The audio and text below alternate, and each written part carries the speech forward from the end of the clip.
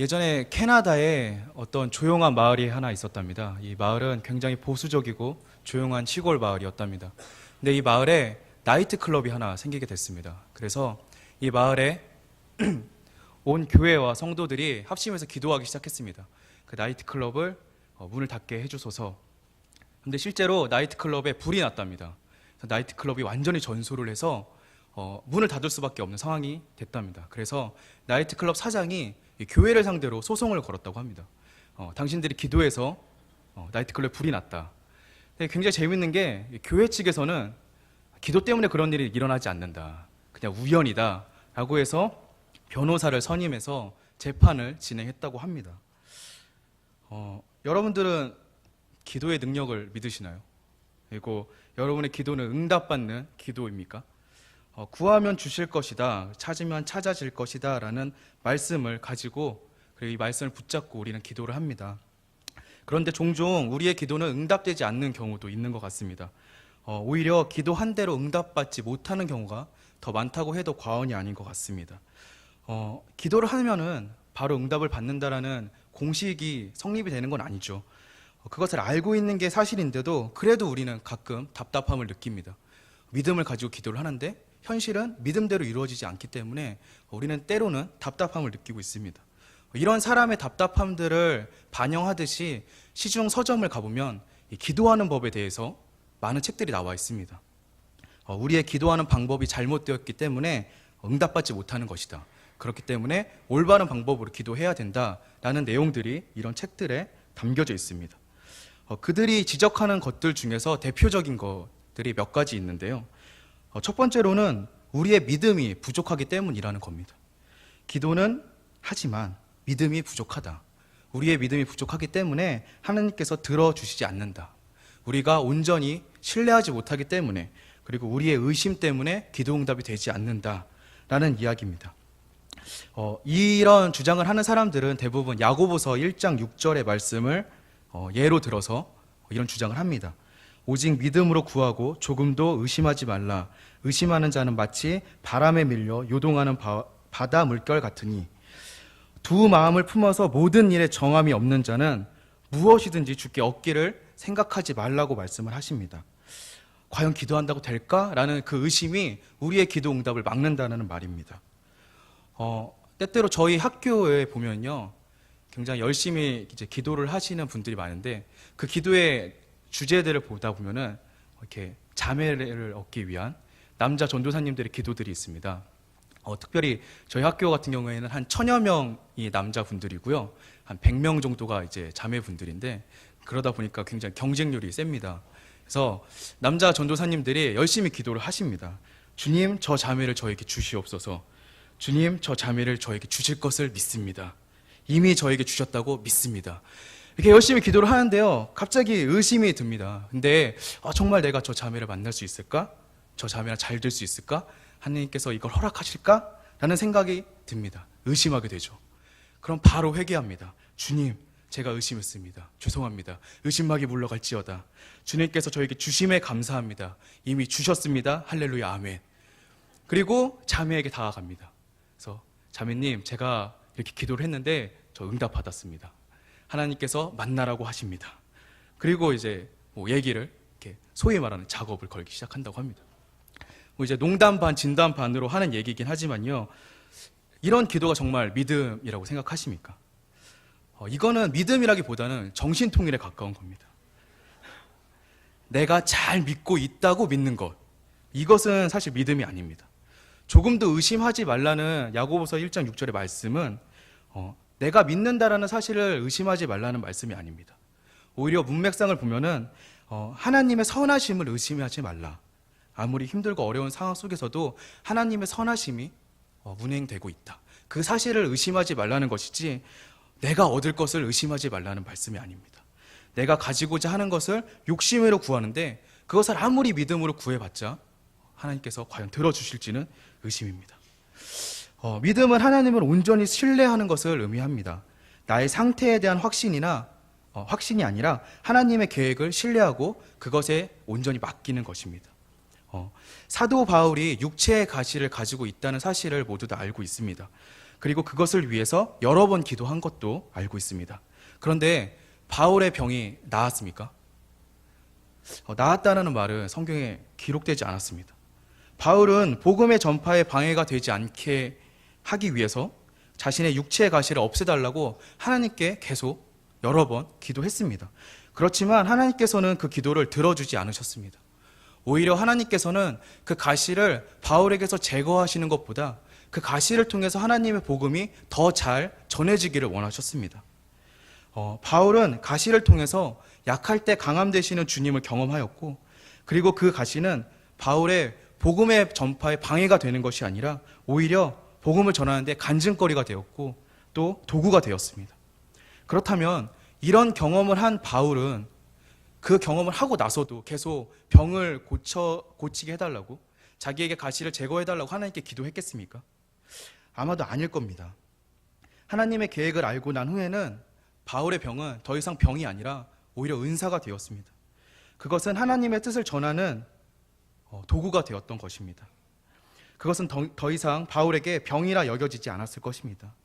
바울은 더 이상 자신에게 병이 있다라고 생각하지 않았을 것입니다. 하나님께서 가시를 거두어 달라고 했던 그 바울의 기도를 들어주신 것입니다. 믿음은 바로 이런 겁니다. 하나님의 계획에 집중하고 하나님께서 주신 상황과 환경 속에서 온전히 맡기는 것, 하나님의 계획 속에 나를 온전히 맡기는 것, 그것이 바로 믿음입니다. 하나님께서 내 삶을 주관하시는 것을 믿고 맡기는 것이 바로 믿음이지, 내가 원하는 소망을, 그리고 내가 원하는 소원을 이루어가는 것이 믿음이 아닙니다. 두 번째로 사람들이 지적하는 것은 정성이 부족해서 응답하지 않으신다는 겁니다. 우리는 때때로 기도의 수가 찰 때 기도가 응답받는다라고 말을 합니다. 이런 얘기를 하는 사람들이 예를 드는 또 구절은요, 누가복음 18장에 나오는 재판장과 과부의 이야기입니다. 그런데 우리가 집중해야 될 것은 여기에 등장하는 재판관은 불의한 재판관이라는 것입니다. 악한 재판관이죠. 그렇기 때문에 이 재판관은 과부의 청을 들어주지 않았습니다.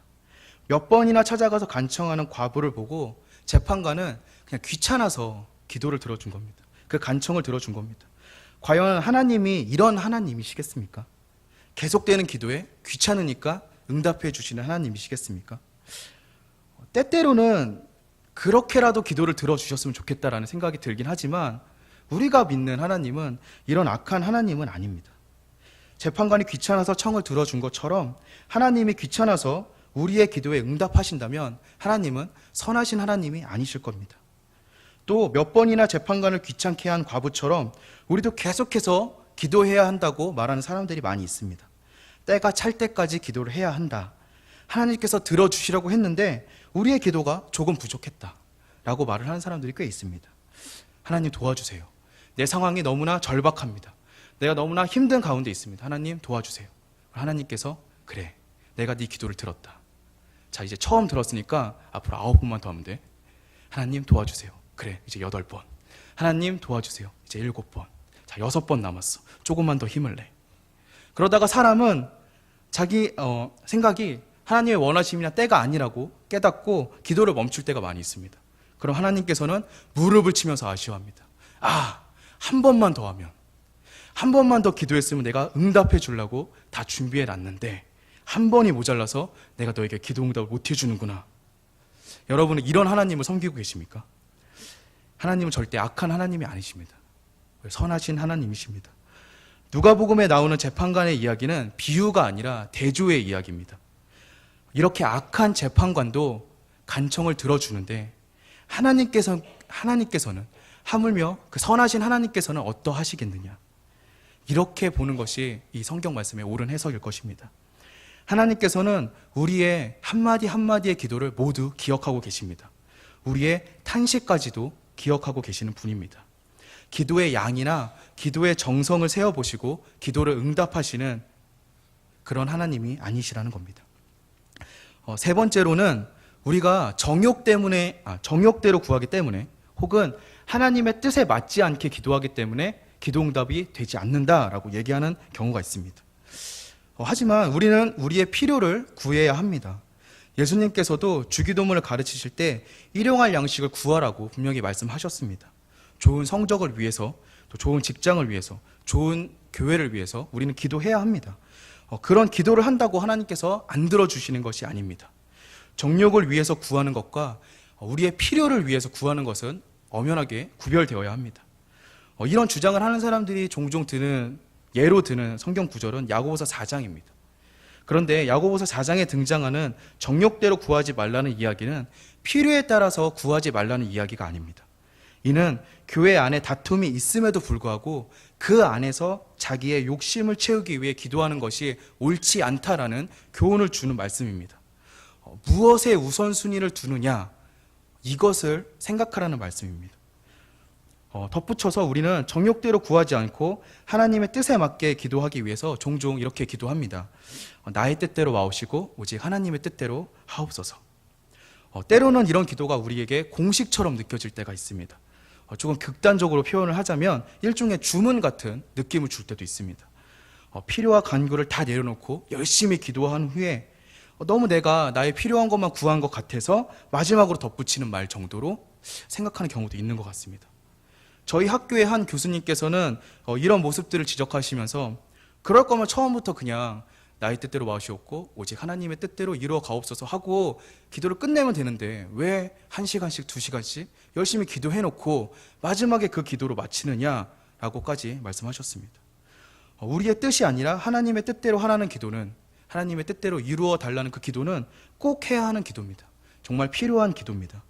우리를 통해서 하나님의 뜻이 이루어 나가기를 원한다는 신앙 고백이 담겨있는 귀한 기도입니다. 그렇지만 그것이 원래의 뜻을 벗어나서 다른 의미를 갖는다면 이것은 굉장히 위험하고 잘못된 기도입니다.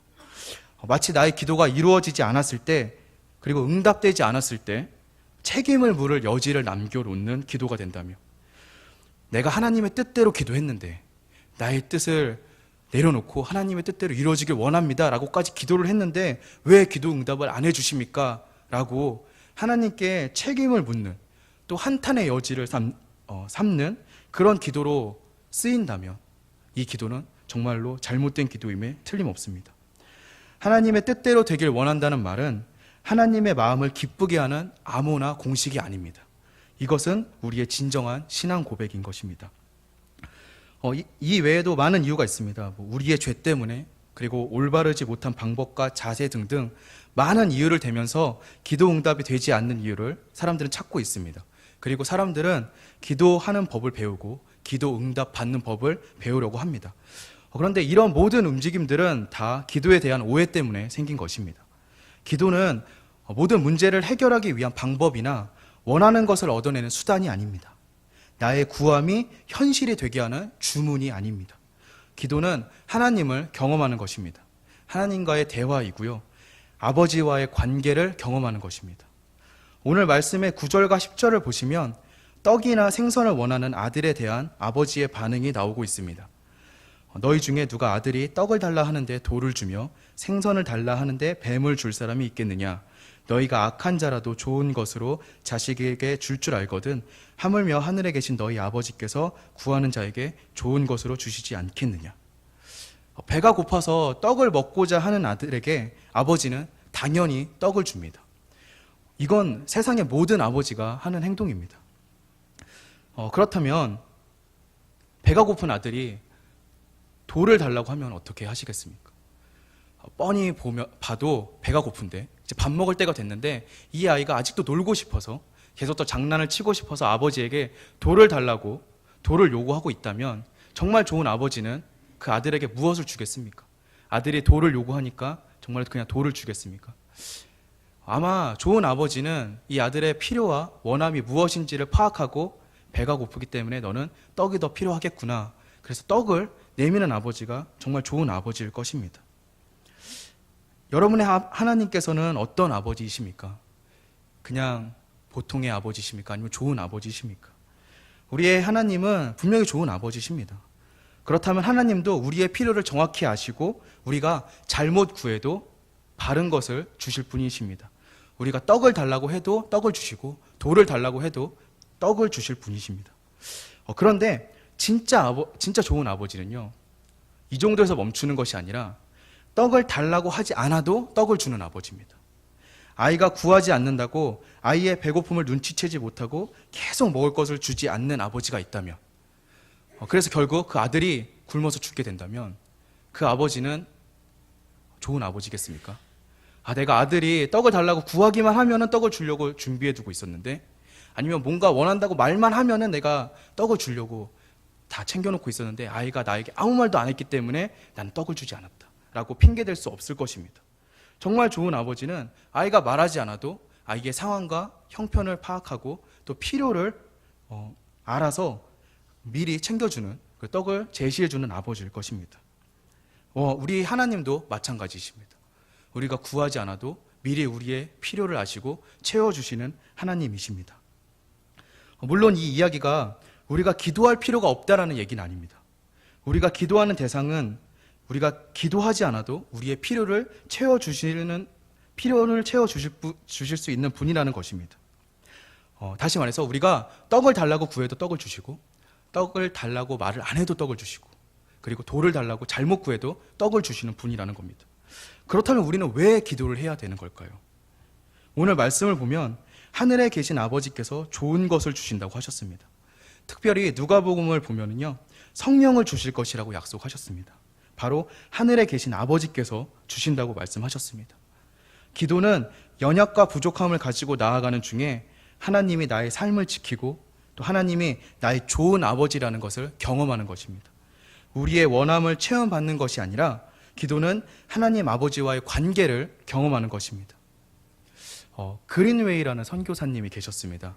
이 선교사님이 그 멕시코 지역으로 선교를 가셨는데요. 하루는 밤중에 누가 막 이렇게 문을 두드리더랍니다. 그래서 누가 이렇게 찾아왔나 하고 가서 문을 열어줬더니 어느 작은 여자아이가 문을 두드리고 있었답니다. 그래서 어떻게 해서 여기까지 왔느냐라고 물어봤더니 그 여자아이가 하는 얘기가 자신의 아버지는 알코올 중독이 심합니다. 그래서 술만 먹으면 매일 밤 자신의 어머니와 자신을 구타하는 아버지라고 합니다. 그래서 어머니는 자신이 어렸을 때 이미 도망갔었고 자기도 지금까지 버티고 버텼었는데 얼마 전에 이 아버지가 술을 너무 많이 먹고 총을 들고 자신을 죽이려고 했다. 그래서 그것이 너무 무서워서 집을 뛰쳐나오게 됐고 여기저기 이 마을 저 마을을 돌다가 이곳에 선교사님이 와 계신다는 얘기를 듣고 도움을 구하려고 왔다라는 충격적인 얘기를 꺼냈다고 합니다. 그린웨이 선교사는 이 이야기를 듣고 깊은 고민에 빠졌습니다. 이 아이에게 내가 해줄 수 있는 것이 무엇이 있을까? 그리고 결단했습니다. 이 아이를 입양해야겠구나. 입양을 결심하고요. 이 그린웨이 선교사님은 아이에게 얘기를 했답니다. 자, 오늘부터 너는 내 딸이다. 이곳은 너의 집이다. 네가 원하는 것은 다 말해도 된다. 그럼 내가 무엇이든지 들어주겠다. 그런데 하루가 지나고 또 이틀이 지나고 일주일이 지나고 한 달이 지나도 이 아이가 자신에게 아무것도 구하지 않았답니다. 아무 말도 하지 않았답니다. 이 아이에게는 이렇게 큰 사랑을 받는 것이 처음이기 때문에 혹시나 자기가 잘못 구하면은 이 행복이 깨질까 두려웠기 때문에 아무것도 구하지 못한 것입니다. 조금 다른 이야기지만요. 제 이야기를 해드리면 저는 중고등학교 시절에 좀 어렵게 지냈습니다. 그래서 부모님께서 좀 마음이 힘드실까봐 필요한 것이 있어도 그냥 괜찮다고 말하면서 사양하는 것이 약간 버릇이 되었습니다. 그렇게 몇 년이 지났는데요. 한 번은 제가 아버지께 뭘 사달라고 한 적이 있었습니다. 무엇을 사달라고 했는지 그리고 왜 그런 이야기를 꺼냈는지 기억이 나지 않는데 아직도 기억이 나는 것이 한 가지 있습니다. 아주 깊은 밤이었음에도 불구하고 제가 말을 꺼내자마자 제 손을 부여잡고 저를 끌고 나가시던 그 아버지의 그 표정을 저는 아직도 잊을 수가 없습니다. 약간의 그 미소와 흥분된 듯한 그 상기된 표정, 그 표정을 저는 아직도 잊을 수가 없습니다. 그린웨이 선교사 이야기를 마저 해드리겠습니다. 어느 날 밤에 이 입양된 아이가 자신을 찾아왔다고 합니다. 그리고 굉장히 우물쭈물하면서 어렵게 이야기를 꺼냈다고 합니다. 아버지, 내가 필요한 것이 하나 있습니다. 그린웨이 선교사가 하던 일을 모두 멈추고 이 아이에게 눈을 맞추면서 그래, 너희가 필요한 게 무엇이 있니? 무엇이 있는지 말하렴. 내가 다 해줄게. 근데 그 아이가 또 한참을 우물쭈물 대다가 어렵게 말을 꺼냈답니다. 아버지, 내가 신발끈 하나가 필요해요. 그 말을 들은 그린웨이 선교사가 울음을 멈출 수 없었다고 합니다. 선교사님의 울음은 고작 신발끈을 위해서 나에게 이야기를 했구나. 이 아이가 원하는 것이 신발끈 하나구나 라는 것에 대한 울음이 아니었습니다. 이 아이가 드디어 나를 아버지라고 여기고 정말 날 의지하고 나에게 구하기 시작했구나. 그 사실에 대한 감격과 기쁨 때문에 흘린 눈물이었습니다. 아이가 신발끈을 구했던 그 한마디, 이것이 바로 기도라고 생각합니다. 우리가 하나님께 구하는 것은 하나님이 우리의 아버지이기 때문입니다. 그렇기 때문에 우리는 무엇이든지 하나님께 구할 수가 있는 것입니다. 원하는 것, 구하고자 하는 것이 있다면 부르짖어야 합니다. 하나님께 매달려야 합니다. 그것은 하나님이 바로 우리의 아버지이기 때문입니다. 하나님은 창고직이나 백화점의 직원이 아닙니다. 우리가 원하고 필요한 것이 있으면 꺼내주는 존재가 아니라는 말입니다.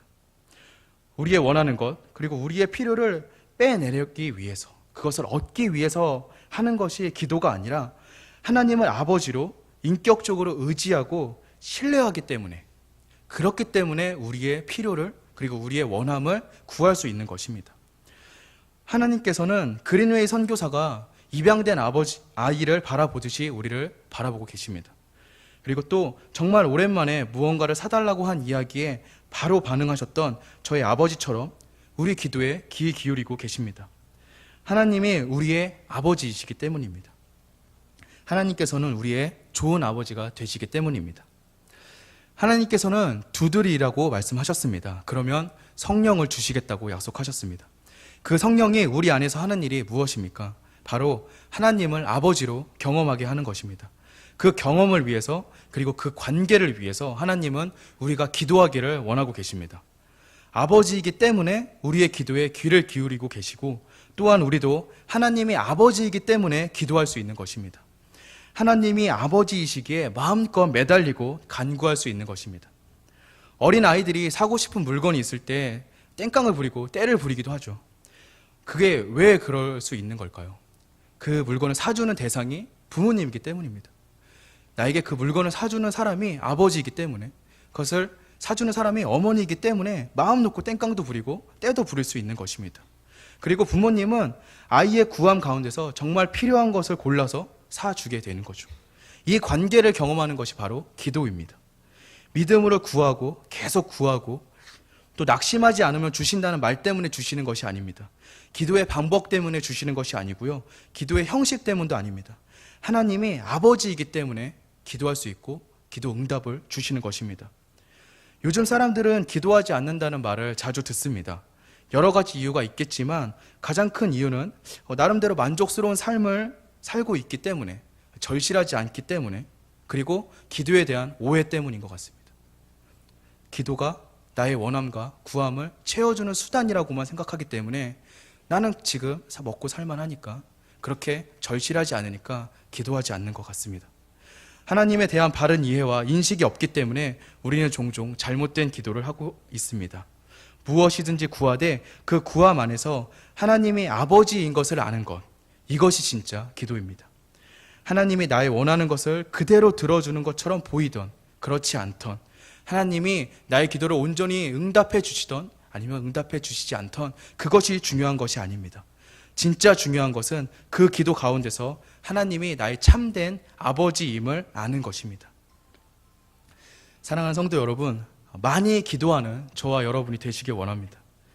정말 많이 기도하는 한 해가 되길 원합니다. 그리고 그 기도 가운데서 하나님이 진짜 나의 아버지임을 경험하고 느끼는 그런 저와 여러분이 되시기를 주님의 이름으로 기도하겠습니다. 함께 기도하겠습니다.